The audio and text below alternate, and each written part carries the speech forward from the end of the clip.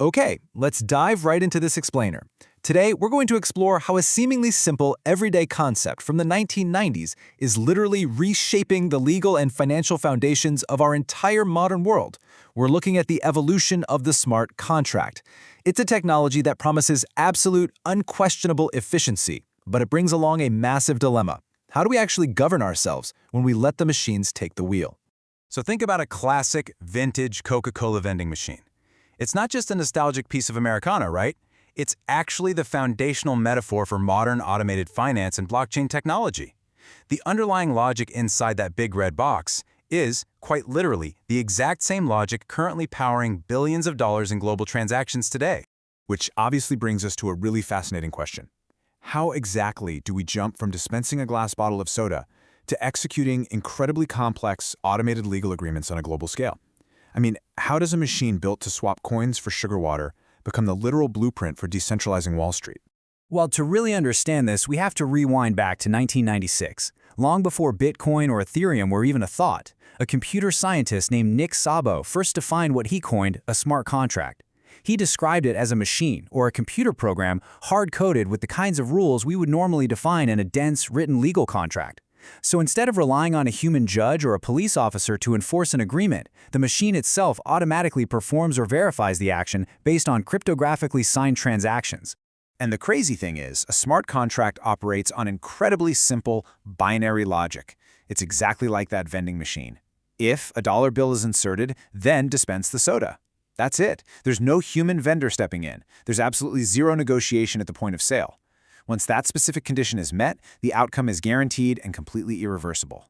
Both parties' obligations are executed automatically by the code. No future promises are left hanging. Let's move on to Section 1, wet code versus dry code. So this is where the transition from human to machine gets a little bumpy. We're facing this really fascinating dichotomy right now.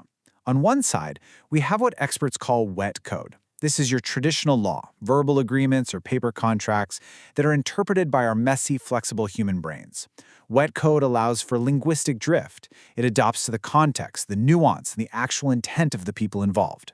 But on the other side, we're replacing that with dry code.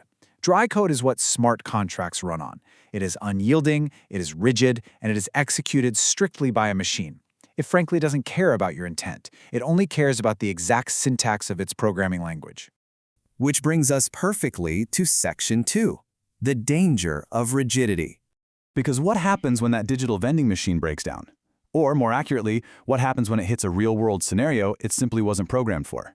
Because smart contracts fully automate obligations, they suffer from extreme algorithmic rigidity. There's no human arbiter built into the code. So if there's an unforeseen coding error, an act of God, or a sophisticated hack, the machine just keeps running. Traditional contracts bend over time with that linguistic drift we talked about, but smart contracts, because they are so rigid, they experience what we call occasional earthquakes. When they fail instantly and catastrophically, and there is no human safety net to catch the pieces. A prime real-world example of this danger is the infamous 2016 DAO hack on the Ethereum blockchain. A smart contract was set up as a decentralized venture capital fund, pure dry code. But there was a tiny flaw in that code, and a hacker exploited it to drain tens of millions of dollars. The machine didn't know it was being robbed. It was just executing the rules exactly as they were written. It was a massive wake-up call that pure algorithmic enforcement, without any ability for human ex-post judgment, is incredibly dangerous. All right, let's look at Section 3, Rethinking Rules with Reliance Theory. So when the code breaks down, how does the law step in to protect people? Especially when there was never a traditional human meeting of the minds because you just interacted with some anonymous protocol. Legal scholars point out the traditional contract law doesn't quite fit here. Instead, we have to look to reliance theory, specifically a concept called promissory estoppel. This basically means that even without a human negotiation, the law steps in because a user detrimentally relied on the automated code to do exactly what it promised. Think of a smart contract like a pail of water carefully balanced on top of a door. The moment you open the door, the water inevitably drops. You relied on that mechanism functioning exactly as it was presented. So instead of looking forward to a bargained promise like we usually do, the legal system actually looks backward to fix the harm. It awards damages to users who trusted a faulty algorithm. And really, this is how we have to start protecting everyday people in a totally trustless, automated digital world where you might not even know the name of the person you're transacting with. Okay, moving to our final piece, Section 4, bringing human judgment back. If dry code is inherently too rigid and pure automation creates these massive earthquake risks, how do we fix the global finance machine? We can't just go back to slow paper systems, right? Well, the solution lies in hybrid contracts. It's taking the absolute best of both worlds. Step 1, the smart contract hums along as usual, monitoring records and automating the easy, basic tasks. Step 2, the system is specifically programmed to flag borderline edge cases, like say a sudden, massive drain of funds. And then, Step 3, instead of just blindly executing, the contract deliberately pauses. It stops. It requests ex post human judgment. A human, or a group of humans, steps in to interpret the nuance that the machine just can't grasp. And honestly, this is the path forward. We have to bridge that gap between cold, rigid, algorithmic governance and the essential, adaptable empathy of humans. By using incomplete hybrid smart contracts, we ensure our legal system doesn't become totally dehumanized.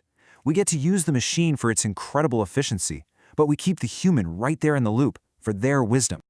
As we continue to blur these lines between executable code and the actual law of the land, it leaves us with one incredibly massive, provocative question. Will we eventually build an AI or a smart contract that's sophisticated enough to actually replicate human fairness? Or will the messy, flexible, wet code of the human brain always have to be the ultimate failsafe for our society?